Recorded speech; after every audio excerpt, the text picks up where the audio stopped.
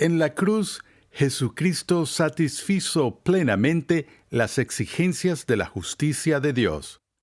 La idea de la sustitución está tan profundamente arraigada en todo el concepto bíblico de redención que eliminar la sustitución de nuestra teología y de nuestra cristología es, a mi juicio, simplemente descartar las Escrituras por completo.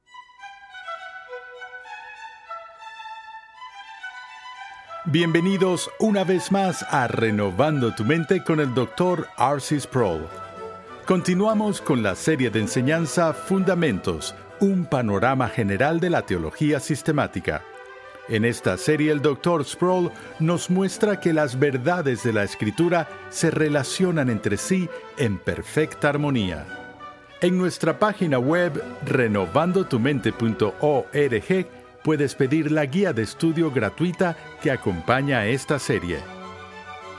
Aunque algunos consideran que la noción de expiación sustitutiva es una barbaridad, es la única visión de la expiación que satisface plenamente las exigencias de la justicia de Dios.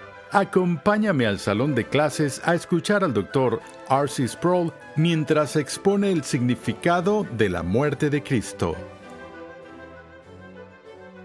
Cuando era un estudiante de seminario en una institución bastante liberal, recuerdo que hubo un incidente en una de nuestras clases de homilética, clases diseñadas para enseñarte a predicar. Y nuestro profesor de homilética era básicamente un instructor de discurso, no un teólogo o un estudioso bíblico, por lo que normalmente al final del sermón de cada estudiante daba un análisis y una crítica de la entrega y la organización del contenido, pero por lo general se abstenía de cualquier crítica del contenido teológico. Pero recuerdo que un día uno de los alumnos de la clase dio lo que yo pensé que fue un mensaje conmovedor sobre la postura de satisfacción sustitutiva de la expiación. Y cuando terminó, el profesor de homilética perdió los estribos, estaba casi fuera de control. Y habló y dijo: ¿cómo te atreves a predicar la teoría de la satisfacción sustitutiva de la expiación en esta época y tiempos? No pude resistirme a levantar la mano y me cedió la palabra y dije: disculpe, pero ¿qué tiene esta época y tiempo que hace que la doctrina bíblica clásica de la expiación sea repentinamente obsoleta? Y lo discutimos, pero lo que quiero decir es que ha habido una resistencia fuerte en nuestros días contra la postura clásica de la expiación. Como mencioné cuando vimos el aspecto de la satisfacción de la expiación, hay quienes creen que es simplemente bárbaro y precientífico pensar en una expiación por la cual alguien funge como sustituto y derrama su propia sangre para satisfacer las demandas de la justicia de Dios. Pero la idea de la sustitución está tan profundamente arraigada en todo el concepto bíblico de redención que eliminar la sustitución de nuestra teología y de nuestra cristología es, a mi juicio, simplemente descartar las Escrituras por completo. Karl Barth, quien no apoyó la ortodoxia clásica, una vez hizo la observación de que, a su juicio, la palabra más importante en todo el Nuevo Testamento es la palabra griega huper, que significa en nombre de, en favor de, indicando una redención que se realiza vicariamente, una redención que se logra para nosotros por otra persona. Ahora, de nuevo, el Nuevo Testamento mira a Jesús y entre los títulos que se le dan a Jesús en el Nuevo Testamento está el título del último Adán o el nuevo Adán, en el que Cristo se convierte en un representante de una manera análoga a la manera en que Adán fue nuestro primer representante. Y el Nuevo Testamento elabora el punto de que en la caída de un hombre, la ruina y la muerte vino al mundo, y por medio de la obediencia de este otro hombre, la redención vino a nosotros. Entonces vemos este concepto de representación en el Nuevo Testamento con respecto al papel de Jesús como el Adán exitoso, el último Adán, quien hace por nosotros, por su pueblo, lo que el primer Adán no logró. Pero también, si volvemos al Antiguo Testamento, vemos cómo todo el concepto de expiación funciona en Israel, mediante un sistema elaborado de rituales y ceremonias que Dios mandó a su pueblo en términos del día de expiación anual, en el que participaron varios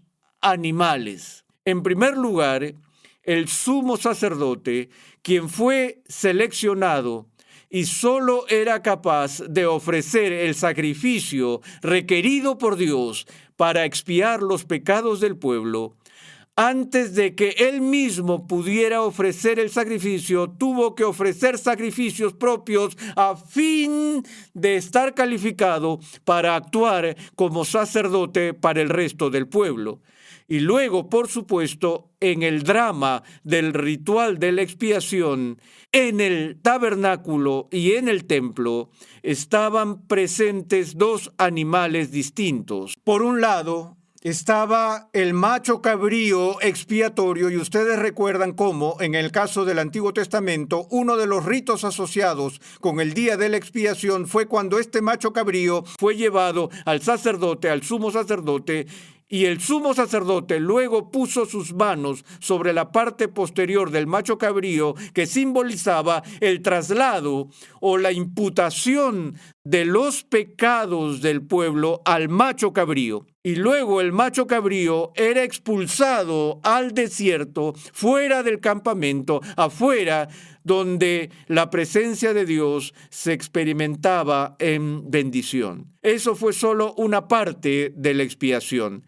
La otra parte era la matanza del cordero, cuya sangre fue entonces rociada sobre el propiciatorio, lo cual era la tapa del arca del pacto, que era el trono de Dios que se encontraba en el lugar santísimo. Y de hecho, el lenguaje que se utiliza allí es que ese propiciatorio fue llamado la reconciliación, porque allí la sangre que se derramaba indicaba la manera o los medios por los cuales Dios se reconciliaría con su pueblo.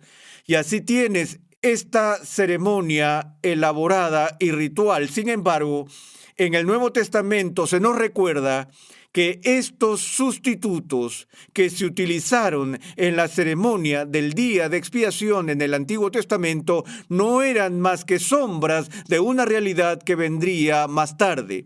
El autor de Hebreos nos dice que la sangre de toros y machos cabríos no puede quitar los pecados, por lo que el valor de estos sacrificios expiatorios en el Antiguo Testamento se limitó a que hubiera una dramatización o ilustración de una expiación auténtica que estaba por venir. En otras palabras, se nos dice que las personas estaban justificadas por creer en la promesa de Dios, y eso por observar los ritos y ceremonias que estaban viendo, como dije, sombras de una realidad que aún no había llegado.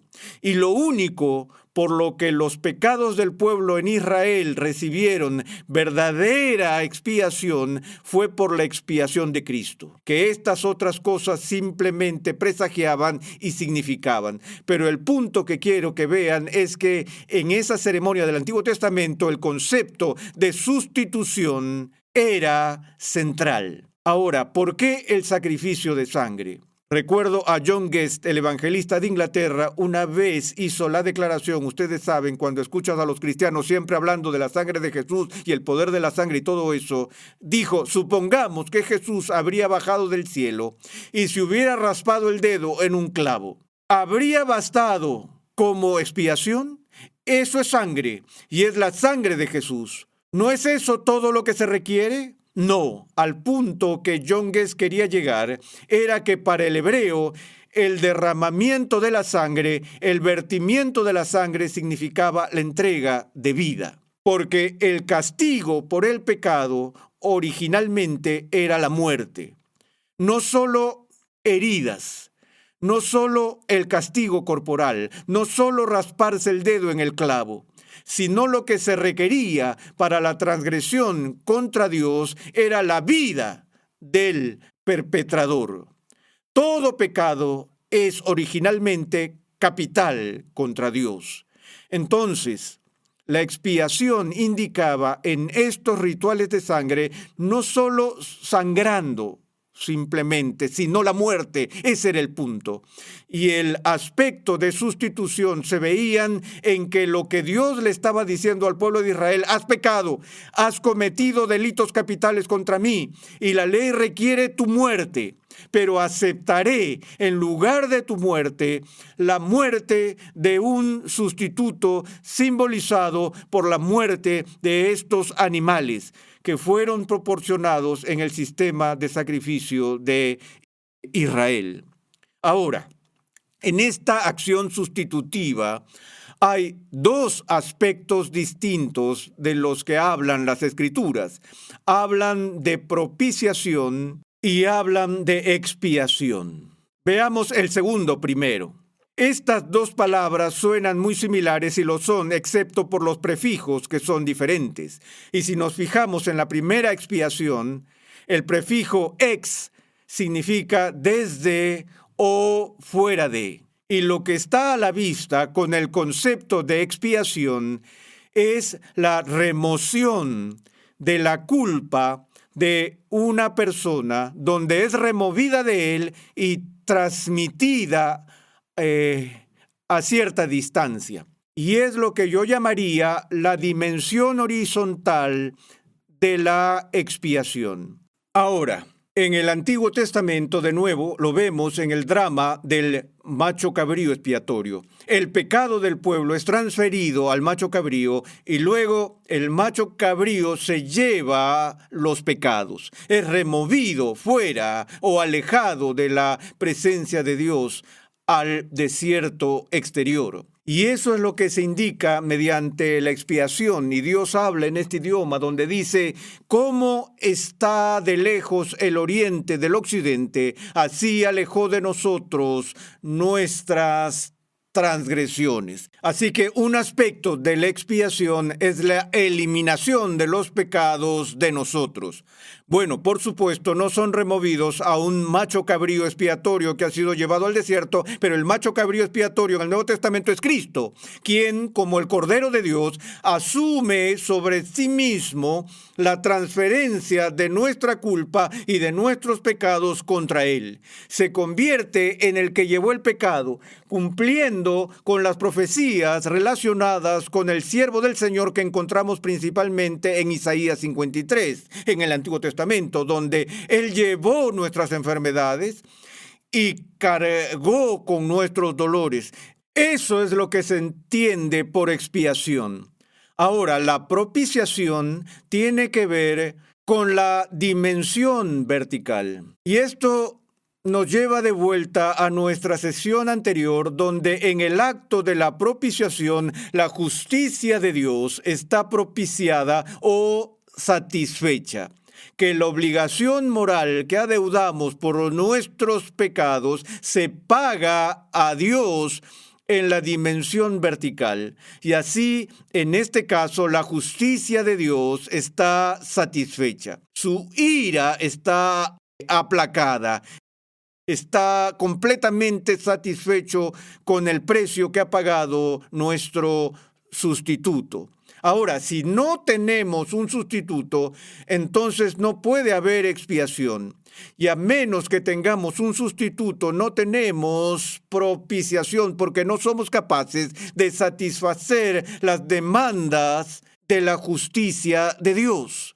Si pudiéramos, no habría necesidad de una expiación, pero como no podemos pagar nuestro endeudamiento moral, hay una necesidad absoluta de un sustituto que sea capaz de hacer por nosotros lo que no podemos hacer por nosotros mismos. A menudo participo en debates intelectuales y discusiones con escépticos en el aspecto del campo de la apologética que estamos haciendo y trato de responder a la gente lo mejor que puedo con todas las preguntas que plantean sobre las afirmaciones de la verdad del cristianismo. Pero he encontrado muchas veces en estas discusiones que las preguntas se vuelven casi infinitas. Si respondes a una, a su satisfacción de inmediato salen con otra y otra y otra. Es básicamente un ejercicio de futilidad. Y finalmente llego al punto de la exasperación y me detengo y digo, espera, déjame hacerte una pregunta. ¿Qué haces con tu culpa? ¿Qué haces con tu culpa? No les pregunto, ¿eres culpable o eres un pecador? Porque sé que saben que son pecadores y que son culpables. Yo digo, tienes culpa, ¿qué haces con ella?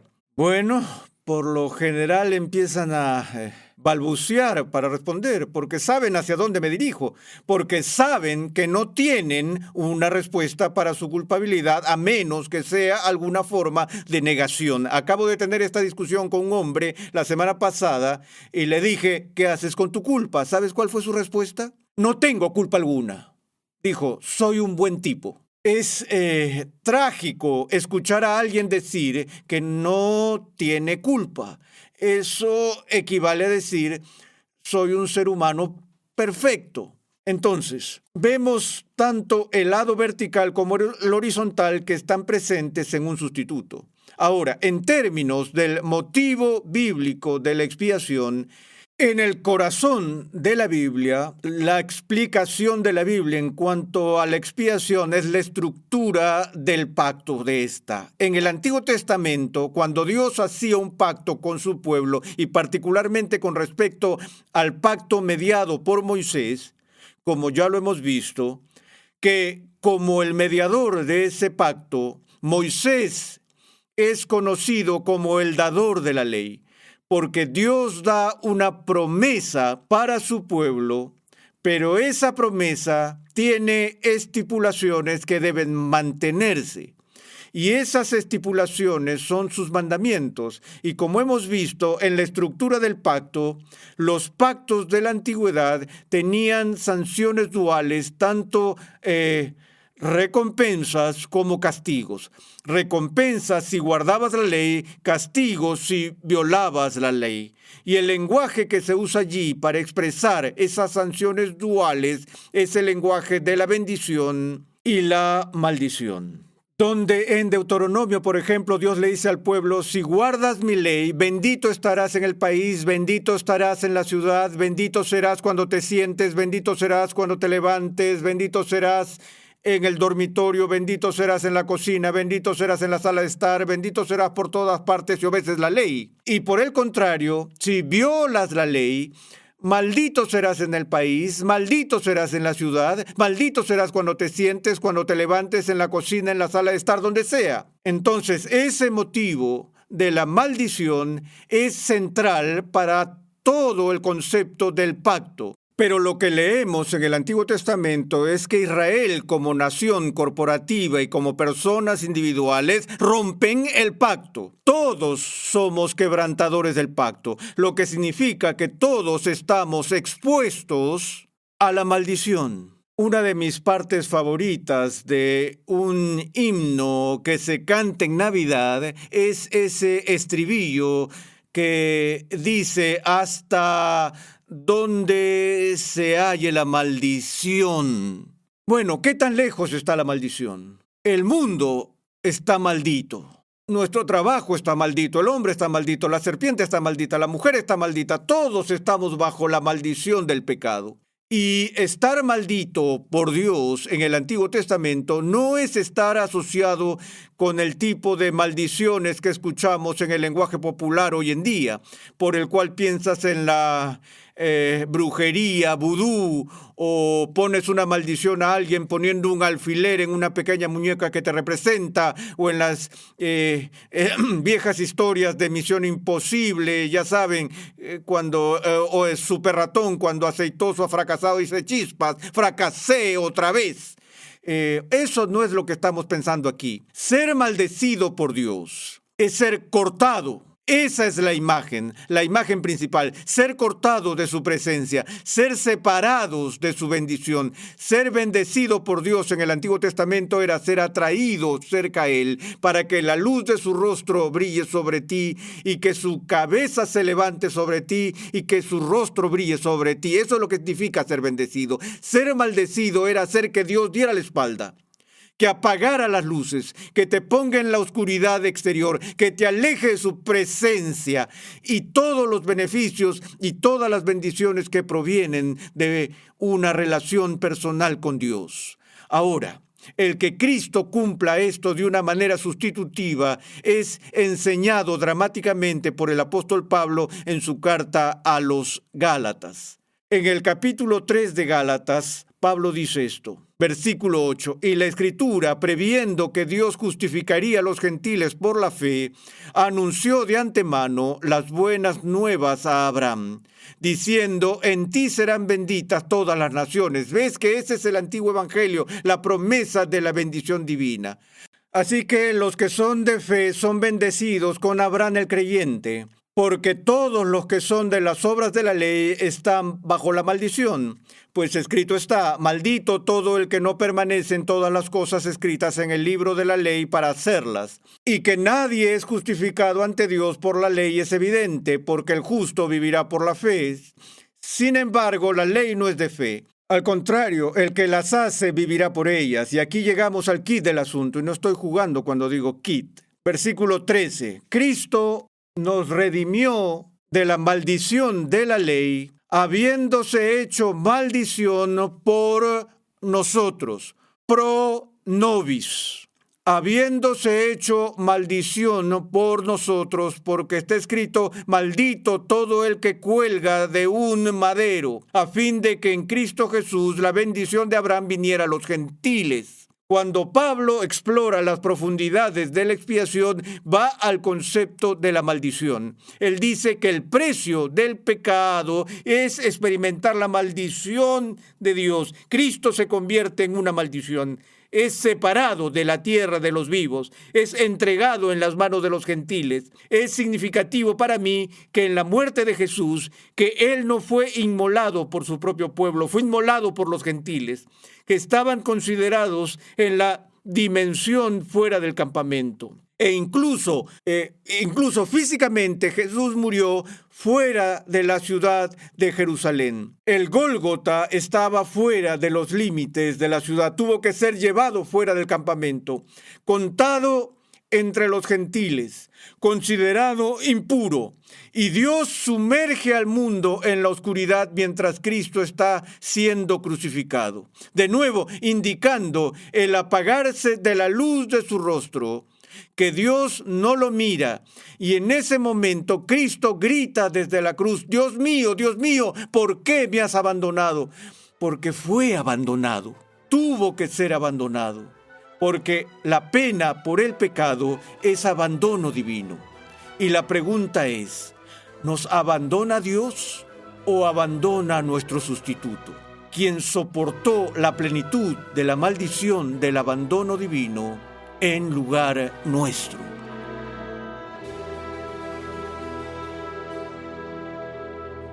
Estás en sintonía de Renovando tu Mente con el Dr. R.C. Sproul. La Biblia de Estudio de la Reforma cuenta con más de 1 millón de palabras de explicaciones versículo por versículo y temáticas, con la colaboración de 75 distinguidos pastores y teólogos de alrededor del mundo, liderados por el Dr. R.C. Sproul.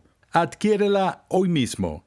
Para más información, visita la página web bibliadeestudiodelareforma.com. El tema más controvertido en cualquier discusión sobre la obra de Cristo como nuestro Salvador es el alcance de la expiación de Cristo. En el siguiente episodio de Renovando tu Mente, el Dr. Sproul discute el tema de la expiación limitada, también conocida como expiación definitiva, al abordar la pregunta ¿por quién murió Cristo? Renovando tu Mente es una producción de los Ministerios Ligonier, la confraternidad de enseñanza del Dr. R.C. Sproul. Nuestra misión, pasión y propósito es ayudar a las personas a crecer en su conocimiento de Dios y su santidad. Nuestra programación es posible gracias al generoso apoyo en oración y financiero de cristianos alrededor del mundo. Para hacer tu donación, por favor visita nuestra página web renovandotumente.org. Suscríbete a nuestro canal en YouTube, Ministerios Ligonier, para que puedas disfrutar de todo el material de enseñanza que estamos produciendo completamente gratis y en español. Recuerda que en nuestra página web renovandotumente.org puedes adquirir gratuitamente la guía de estudio de la serie de hoy y además encontrarás una amplia variedad de recursos tales como clases, artículos y contenido multimedia con la finalidad de cumplir con nuestra misión de proclamar, enseñar y defender la santidad de Dios en toda su plenitud a tantas personas como sea posible. Para contactarnos, por favor, envíanos un correo electrónico a programa@renovandotumente.org con tus preguntas, testimonios y comentarios. Sintonízanos nuevamente en esta misma emisora y en este mismo horario y únete a nuestra gran comunidad virtual en las redes sociales.